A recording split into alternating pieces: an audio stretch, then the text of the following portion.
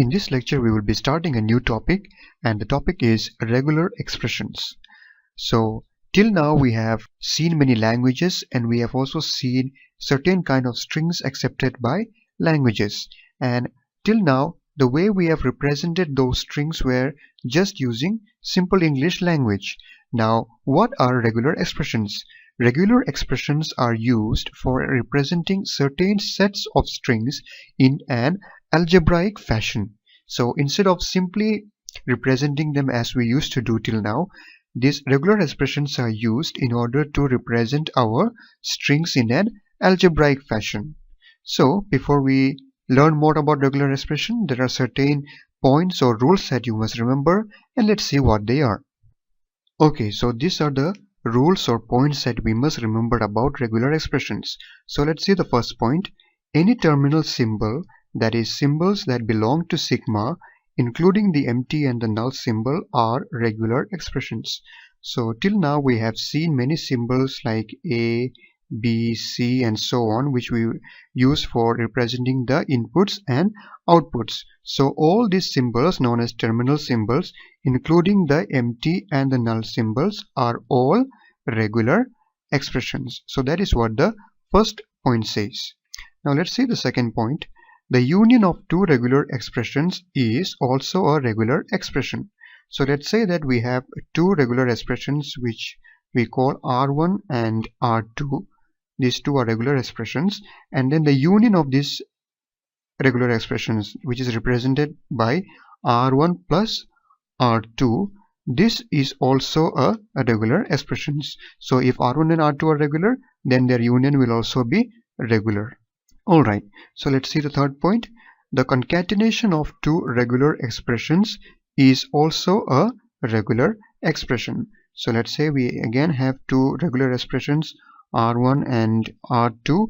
Then the concatenation of these two regular expressions, which is represented by R1, R2, or you can even put a dot in between them. So this will also be a regular expressions. So if we have two regular expressions, their concatenation will always be a regular expression.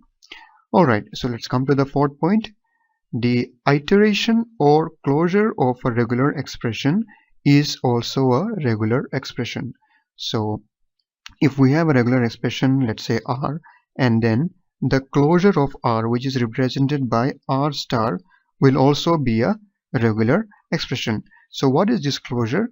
I've already mentioned and discussed about this closure in one of our previous lectures, but let me just repeat it again.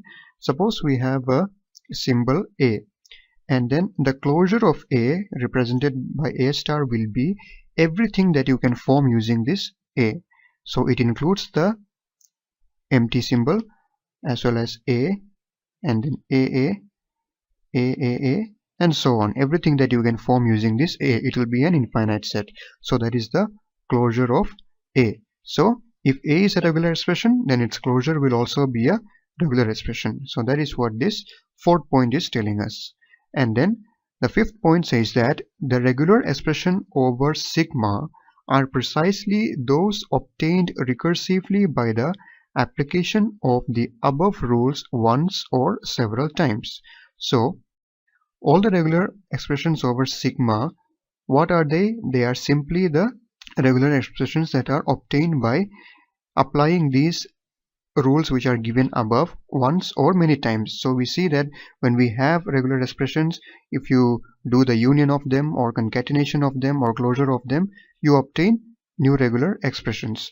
So this fifth point tells us that the regular expressions over sigma are those which are obtained by applying these rules which are given above once or many times. So these are the rules that we need to remember about regular expressions. So in the next lecture we will take examples and we will understand it in a better way. So thank you for watching.